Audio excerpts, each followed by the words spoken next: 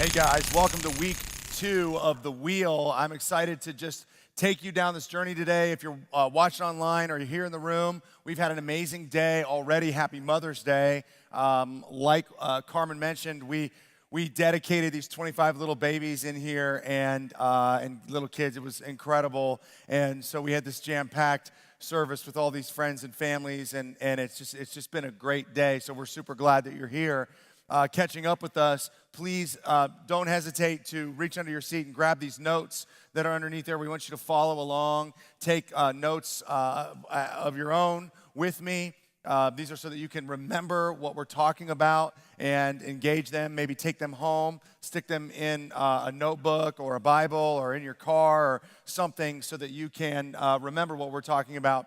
And when we're talking about the wheel, we're talking about literally in ancient civilizations around the time of Abraham, of the Bible, of the Old Testament, that the wheel was something that was essentially worshipped, that the cosmos and that the people of that time believed that the gods were cyclical in nature and that everything they did revolved around them seeing the world as a cycle, from the way that the stars and the sun moved in the sky to the way that the seasons changed, and ultimately to the way that they worshiped God or the gods, and for them to actually break away from where they lived into worshiping a different God was extremely, extremely unheard of. And to leave a place that had a rhythm that communicated dependability, reliability, consistency, and safety, that to move away from that cycle, whatever that cycle was that they were living in, was totally insane, was totally new, totally dramatic, and represented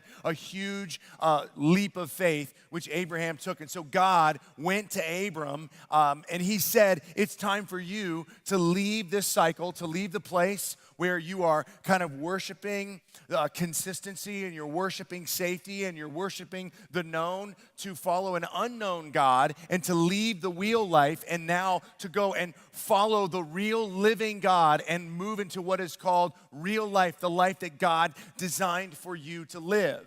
And so every single person stands or sits or waits on a moment for God to say, it's time for you to go forth.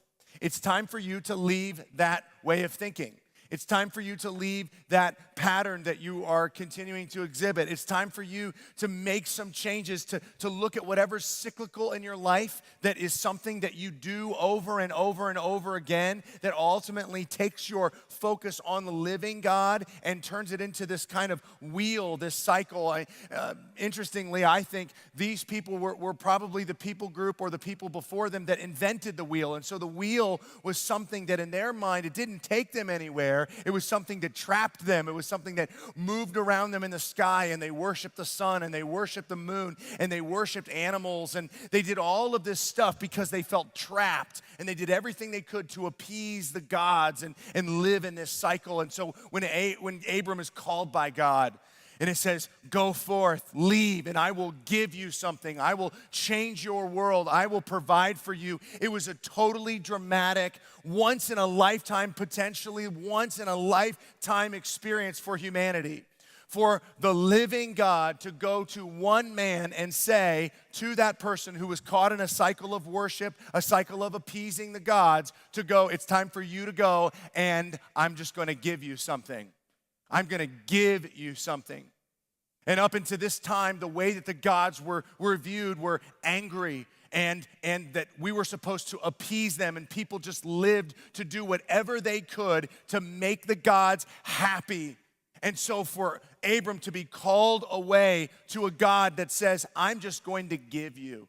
I'm going to give you a land. I'm going to give you a people. Break free from the cycle. That's what this series is about. It's about you breaking from the wheel life into the real life, the life that God has for you. And after Abram leaves, which is this amazing passage in Genesis chapter 12, where it says, and Abraham went forth, or Abraham left, or Abraham went and moved away. It's an amazing passage that my vision and my heart for everyone that's listening this, that's watching this, is that your name would be put in that spot.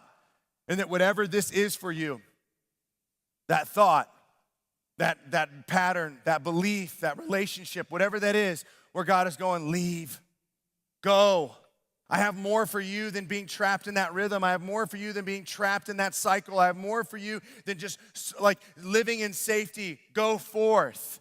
That your name, that it would just be said. And Tom went forth. And Jessica went forth.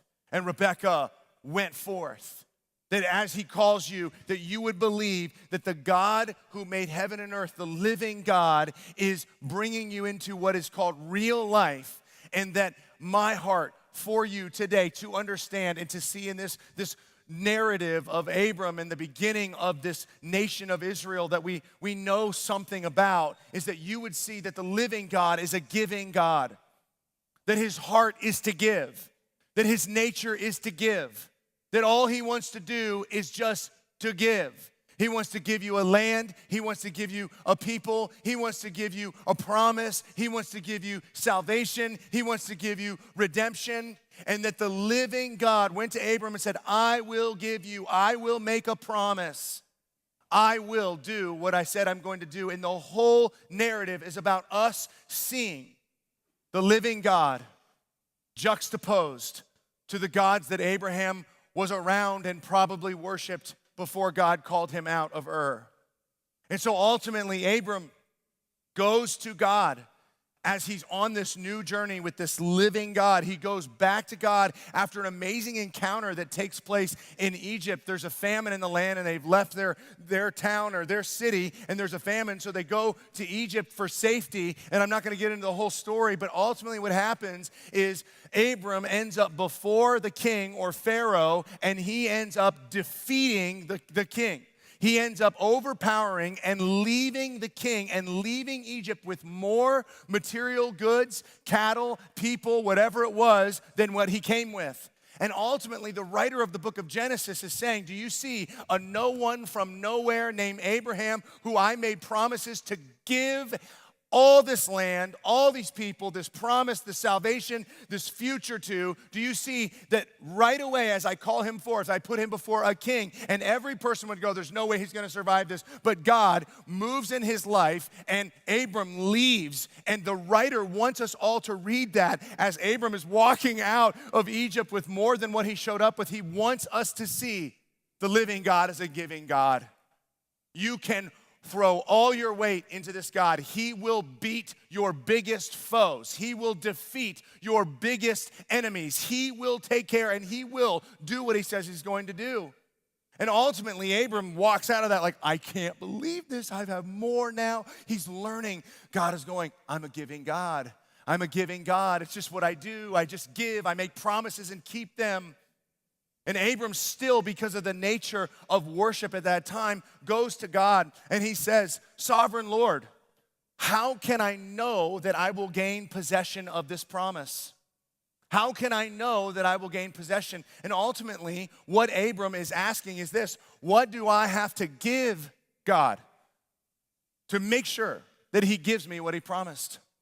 Abram is living in this cause and effect. If you give, then you get reality. You see, agreements between people during the time of Abraham existed in that way. The way that people made decisions was based upon contractual agreements that had to do with giving and getting.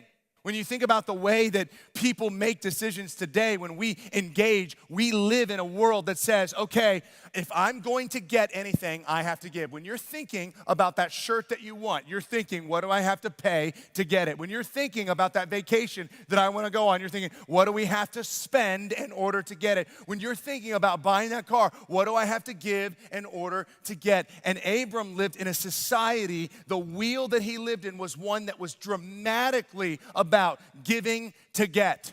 Giving to get. And the way that the people engaged each other, because they didn't have police officers, was they would do something extremely dramatic in order to make these agreements come to fruition. So if you had a person that had land and a person that had cattle, what they would do is they would come together and they would say, okay, I want to trade X amount of land for X amount of cattle. And they would say, all right, if you're going to do that, show me how serious you are. Show me how serious you are. And ultimately, if one of the people didn't think that the other person was serious, then they wouldn't do it, because the whole nature of agreements and relationship was based upon this idea. I'll hold up my end of the deal as long as you do, and you need to prove to me right now that you will hold up your end of the deal. So here's what they would do. This is crazy. This is how contracts and agreements were made between people during the time of Abraham. They would come together, land cattle for the exchange, and they would bring their 2 best cows. They would get their cows. One party would get their cow, and the other party would get the other cow. And then what they would do is they would cut the cow in half. No real cows were hurt during this demonstration. They would cut the cow in half. Both parties would bring their best cow, cut it in half, and set it across from each other, creating an aisleway. And then both parties would stand at the end of the aisle, and they would walk through the center of these split, dead cows. They'd walk through and they would say, if I don't give you what I said I would give, so shall it be unto me, done unto me what was done to these cows. Ultimately, what they were saying is, I am willing to give my best cow. I'm willing to pay a big price, sacrifice blood, my best. And that shows you that I'm gonna do what I said I'm gonna do. And then the other party would walk through and say, I'll do it too. And ultimately, this was like a blood covenant or a blood connection. This is ultimately where the idea to cut a deal came from. Cut a deal. Hey, you wanna cut a deal? You do what you say you're gonna do, I'll do what I say I'm gonna do, and we'll prove it by giving the blood of our best. When you think about the way that these relationships work, you know, it's not much different than the way we are now. Like we are nervous about making a commitment to something. We want to make sure that we get what we want and pay as little for. And we want to make sure that what we get, man, that it's coming and we paid for it. Like recently, I bought one of those Casper mattresses. You know, the kind that come in a box that's like this big. And it's like a queen or a full-size mattress, and you open it up and it just, and you're like, whoa. And the whole idea is you can have it for like 100 nights, and if you don't like it, you can send it back. That's really nerve-wracking because you spend real money on a mattress, and then you're like, I don't know if I like this. And what happened is I sent the thing back because, you know, it just wasn't working for me. I sent the thing back, and I didn't get my money back. And I'm like, you cheats, you ripped me off. Like I sent it back. I did the process. The people came and picked it up. I got the email that said that they picked it up, and I didn't get my money back. And I'm just like anyone else going, wait a minute, I did what I'm supposed to do. Casper mattress, why don't you do what you're supposed to do? Stinking Colin Cowherd, you set me astray. You promoted a bad product. I sent them an email. I said, where's the cash refund? They said, oh, we're sorry, there was a glitch. I was like, I'll show you a glitch. I will show you a glitch. We live in this world where it's, hey, if I'm gonna give something, I better get something. And that's the way it was back then. This idea of wanting to kind of get more than we give is personified in children. We have 3 little children, and this week, my wife, she's a counselor, and this person brought her this box of Gigi's cupcakes. The best cupcakes ever. They're like 4 inches tall. Each one has a different motif. Each one's like its own little city inside of a box. Like you open it up and it's just like, what? It's like Horton Wears a Who in a box. Like, it's just unbelievable. There's like peanuts, and then there's one that's Oreos, and then there's one that's jelly beans, and there's one that's like a tree, and it's just like this amazing thing. You're like, wow. And as we were coming home, she said, there's a rainbow sprinkle one that I know that Redding will like. And so when we got home, we showed it to her. She got home, we showed it to her. It was late. That's your rainbow sprinkle cupcake. She goes, yeah, that's my cupcake. I like rainbow sprinkles. That's all she wants is rainbow sprinkles on ice cream and everything. So we knew that it was hers, and she claimed it. The next morning, Jet woke up first. He's 2 years older, and he saw the rainbow sprinkle cupcake. And he was like, I want that cupcake. And I had to play police, and I'm like, no, you can't have that cupcake. That's Redding's cupcake. And so he got upset. I want that cupcake, but I like rainbow sprinkles. And I'm like, look, there's a tree, there's a house, there's an elephant. Why don't you want one of these other ones? He wanted the rainbow sprinkles. So Redding comes down, and I said, that's Redding's cupcake. Now, if you want to ask her if she'll share with you, then maybe she will. And he just sat there with this look on his face like, I shouldn't even have to ask. And then I said, Redding, would you share the cupcake with Jet? And she goes, oh yeah, you can have half. You like that, don't you? It's like, that is very sweet, Redding. That is very kind of you to share your cupcake with Jet. And I go, so Redding, should I cut it in half? And she goes, yeah, you cut it in half and give half to him. I said, man, that is so sweet. What a good girl. She goes, because I like to share. And I'm like, oh, that's awesome. I didn't teach you that, but that's great. Like, it's like she loves to share it. So then I take the other half of the cupcake, I put it on Jet's plate right in front of him, and he has this look on his face, and he literally, I am not exaggerating much, he starts crying, tears down his face, and he says, if she really loved me, she would give me the whole thing. And I was like, what? This is like you're in reverse. You're not understanding the way deals work, man. Like, she didn't have to give you any. She gave you half, and you're looking a gift horse in the mouth. What is wrong with you? I started like explain and police the way the transactions work. And it's like, this is the way we are as humans, isn't it? We want to get as much as we can without having to give. And we want to understand what we have to give in order to get. And you see, the way that relationships worked between people was just that. You better show you're serious. You better dive in and prove that you're going to give me what you say you're going to give me, or this is going to go bad. Ultimately, that idea of the cow being split in half was saying, you can kill me if I don't do what I said I'm going to do. I will give and you will give, and that's the deal, man. That's serious. And ultimately, it just was taken to another step during the time of Abraham of how relationships with the gods worked. It's the same thing. You give your best, this was the idea, and hope that God gives his best. You give your best. And so what the people during this time, this season of humanity would do is they believed that the gods controlled the weather, the temperature, rains, and the harvest. And so they would sacrifice things to the harvest and to God and to the sun and the moon god. And so just imagine the insanity of this type of system of engaging with a god. You think, okay, if we are going to get the rain so that we can survive and we can have the crops yielded the way that they're supposed to, then we better take our best crops and offer them up to God and burn them. And that's what they would do. And the family would come around, they'd bring the best crops, and they would burn them. And just imagine, they burned the best crops. And this, I'm sure, happened all the time because they didn't know what they were doing. They just were worshiping. They were just trial and error worshiping different gods. So they sacrifice all this crop, and then it goes up to the sky, and then for 3 weeks it doesn't rain. They're thinking, he's mad. We didn't give enough. We obviously didn't give enough because he's not giving back. So then they would move from their crops to their best animal, and they would sacrifice their animal, and they would set the animal on fire. And just imagine you set your best animal, and it's like you got the cows, and it's like, we're going to sacrifice the cow, and one of the kids is like, not Zeke, because they named the cows, not Zeke. Yeah, we got to sacrifice Zeke. Yesterday I was at a petting zoo, and one of the cow's name was Zeke, and I'm just thinking, like, poor Zeke. Like, Zeke gets sacrificed, and just imagine all the family standing around watching the sacrifice, hoping that we're giving to the gods what we need so that we can get food to live. And imagine that it doesn't rain. Imagine that it doesn't yield. Oh, we got to give more. This is where child sacrifice in ancient religions and different cultures started. We've got to give to the gods in order to get. And so they would often, they're just the tragedy, take a child, burn a child, and imagine how insane. Imagine the horrible thinking and the reinforced bad divine understanding of reality when you sacrifice then the child, and then the rains come.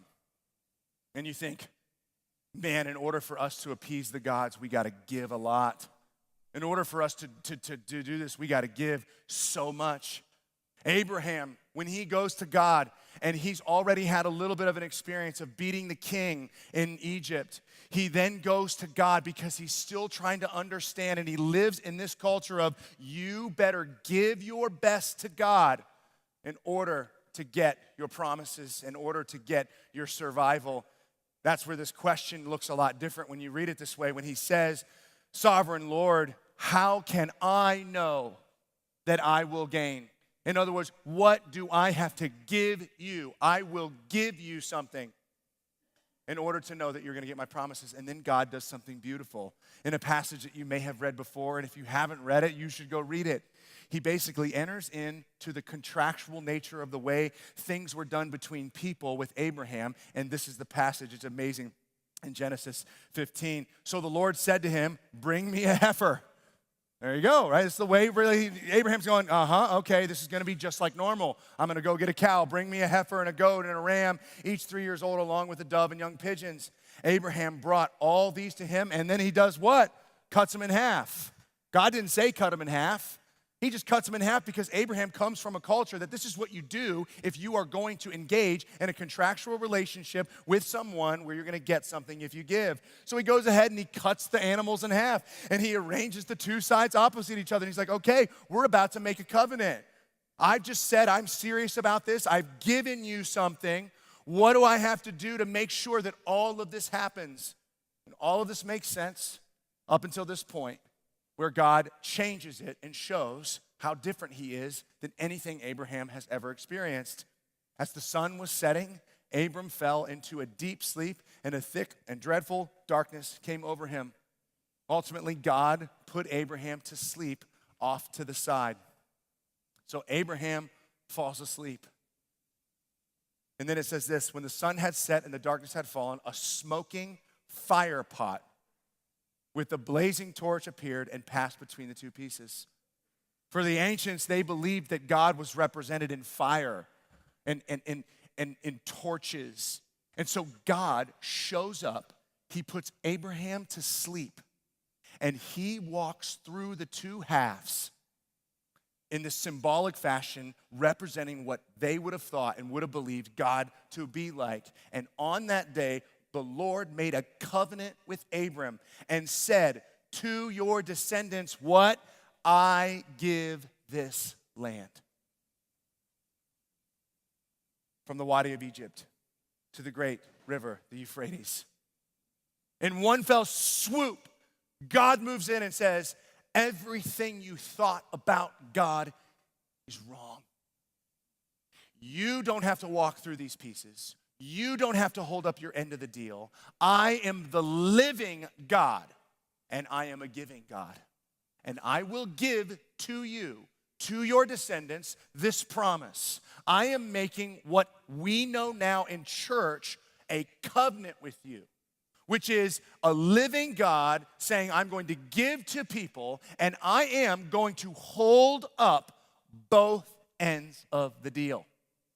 You see, I usually do this message, I've done it before, at weddings.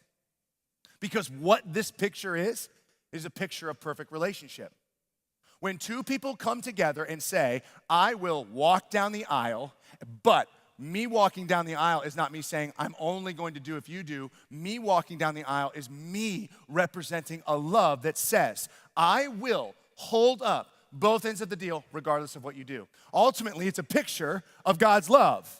It's saying, I'm going to do everything I said I'm going to do. When you are faithless, I will be faithful. When you run away, I will run towards you. When you don't give, I will continue to give. When you hurt me, I will forgive you. And if two people show up to a relationship with this idea, it doesn't matter what you do.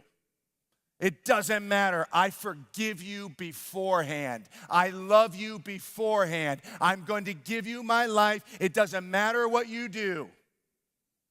I'm making a covenant. Not 50-50. Not I give, you get, and vice versa. A covenant. And we are all constantly sucked into this idea that we have got to give in order for God to give back. And here's the thing about what God is giving you.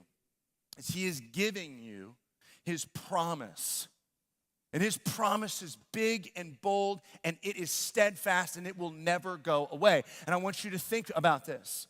God promised Abraham a place, a piece of land. God promised Abraham a people group. God promised him salvation through that. Abraham is wondering, what is going to become of me and how do I make sure that that happens? But ultimately, Abram did not even get to see the fruition of his people in their land. He did not get to see the promised Messiah. You see, God's promises are bigger than your life and my life. but we get to step into them. And when he promises hope to all those that call upon him, you better believe you get hope. It's his promise. When he says he forgives, if you lean into his forgiveness, it's a promise. It doesn't matter. You get it. You see, what we want from God is we want an exchange. And what it is we disregard oftentimes the promises of God and look for the perfect life. God, will you give me this? Will you do this relationship, this money, this house, these specific things? And God's going, I did not promise you to have this beautiful, perfect life where everything works together. So many Christians go to God like a genie in a bottle. God, will you please do this for me? He's going, if you just read and you just look at what I promised you, lean into that. Because you will get it every time. And instead of looking at the world through, man, what I don't have, look at the promises of God. Hope, forgiveness, restoration, freedom, redemption, joy. He's a God of the promised life, not the perfect life. Don't buy into a faith that says if you buy into God, he will make everything perfect. Buy into a God that makes big promises, always keeps them, and then base your entire life on them. Your entire life on the promises of God.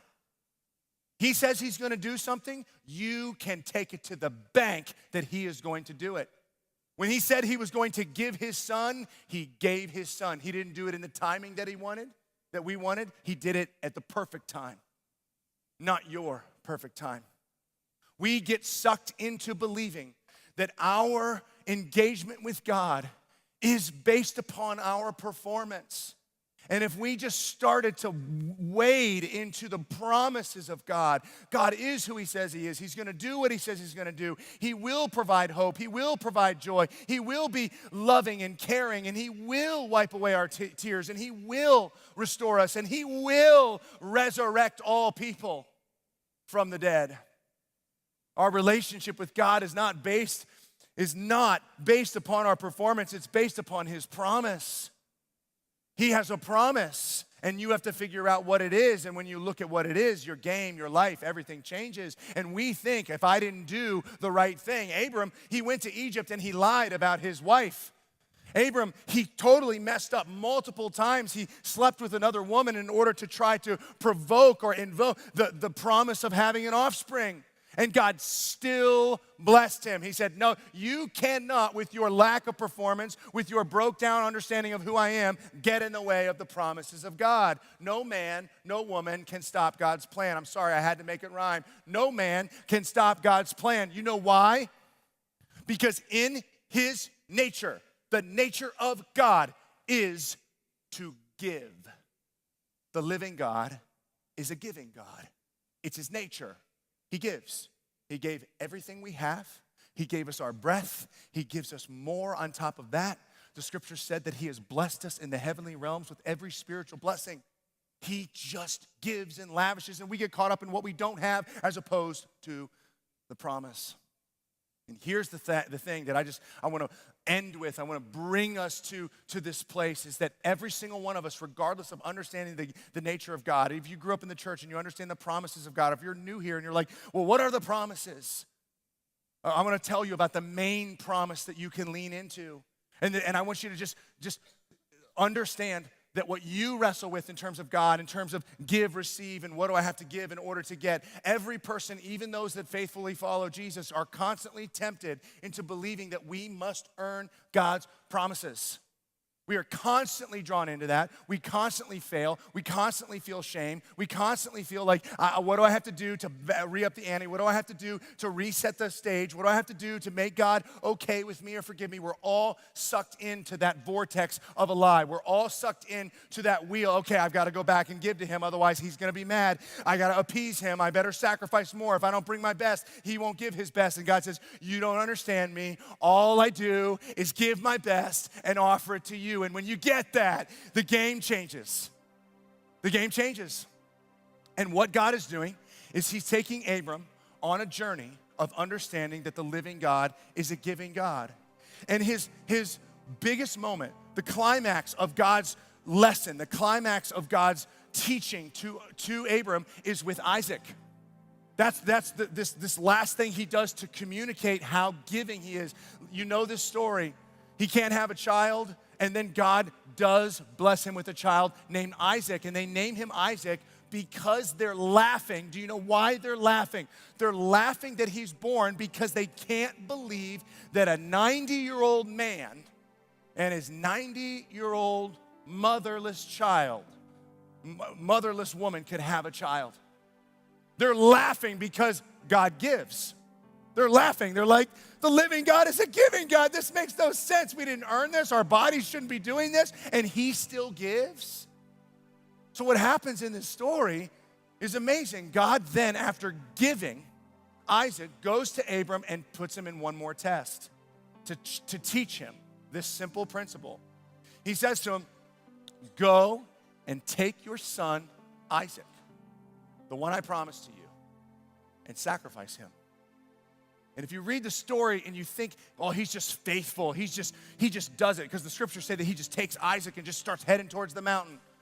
That's not because he has this faith in God. That's because Abram still doesn't believe that God is a giving, benevolent God that will always keep his promises. Abram gets sucked back into thinking, well, I better do what God says. I better sacrifice a child.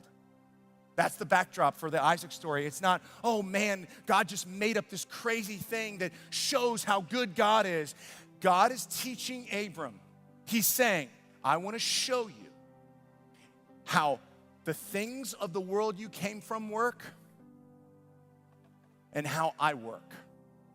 So go and take your son and sacrifice him. And immediately Abram thinks, okay, I'm going to have to give my best in order to appease God.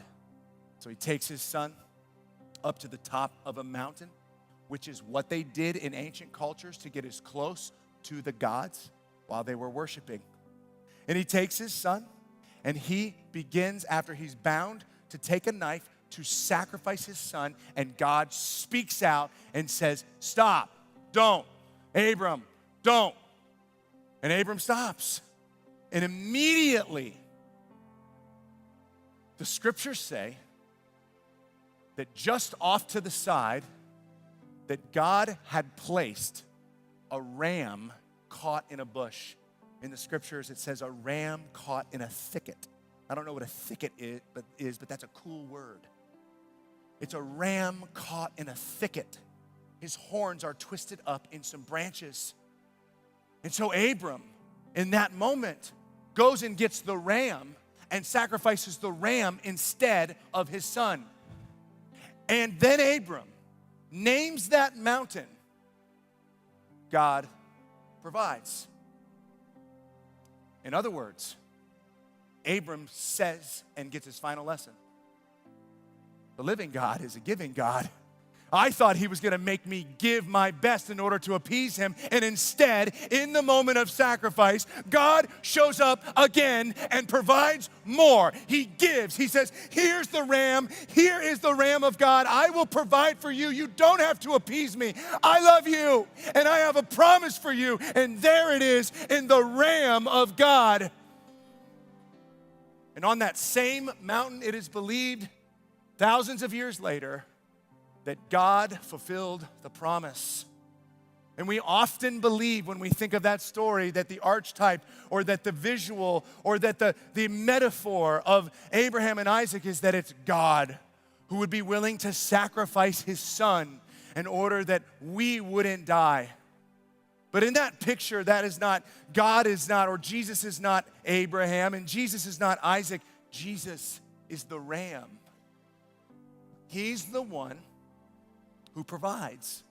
He's the one who gives. He's the one who hung on a cross and said, while you were sinners, I died for you. God made a promise to your father, Abraham, to give you land, to give you a people, and to provide redemption, the forgiveness of your sins, just because of one truth that we're all still trying to figure out. The living God is a giving God. And so today, can you move away from this? Oh God, what do I have to give? That's the real life, man. The real life is to understand that you have an opportunity to engage with a God who all he wants to do is lavishly, benevolently pour out his blessings on you. The Lamb of God who provides for all of us. You have to lean in to those promises. And when we think about Jesus, we think about the promises that he made. Jesus said this, he said, I will be with you, to his disciples. He promised the Holy Spirit. He promised to build his church on the confession of Jesus Christ. You have to lean into what he says his promises are and not this perfect idea. And you have to receive them just because God is giving, not because you and I did something for it. And so today is a day of reception. It's a day of just believing. It's a day of just going, okay, God, we believe in you. You love us. You died for us. You give us these promises. And so if you've never embraced Jesus Christ, he hangs on a cross and then raises from the dead to say to you, you can receive eternal life if you just believe in me. And so would you just pray with me? I want to lead you in just a moment. God, if there's anybody in here that doesn't have a relationship with you, I pray that right now they would put their faith in you. Not because they've done something or they're here and they've earned it, but simply just because they see you. God, they just see you right now. They're just looking at God. And you just look different today, God. You just look benevolent and you look beautiful and you look generous. And I just pray that people in here that don't know you would open up their hearts and open up their hands and just say, okay, I receive. You're a giving God, I receive. I receive salvation. I receive forgiveness of my sins. I receive adoption into your family. I receive hope. I receive joy. Just give it to me, God. If that's what you are, just give it to me. Help us not to be prideful people who won't embrace the gift of God. When we struggle, God, with people being generous to us, it's just there's a sign in there that's a pride that we don't understand how generous you are. Help us to stop fighting for ourselves and doing what we think we have to do to make you happy, and help us to see us as you see us, as a father who loves his children and wants to give. Help us not to think that if we're disciplined or if there are hard times that somehow, cancels out your goodness and your generosity. Help us to see that a father who loves his kids disciplines his kids, and that hard times can show us our need for you, and that it can grow into this continued celebration of your love. Help us to understand the wounds and the brokenness as a way for you to get a hold of us and receive what you have for us. Father, you are the living God. You breathe life into this world. You breathe life into my lungs. You've given us everything and more that we could possibly need or fathom. Father, I want to ask for forgiveness for asking you for more. For asking you to do things that I think you should do to finally be a promise-keeping God. And help me just to look at who you are and what you've done, and to find satisfaction and relief in the goodness of your promises. Help every person in here to stop looking at their performance and perfection and look at the promises of God, and help us to just receive your goodness. Father, we worship you. We thank you for your love. In Jesus' name, amen.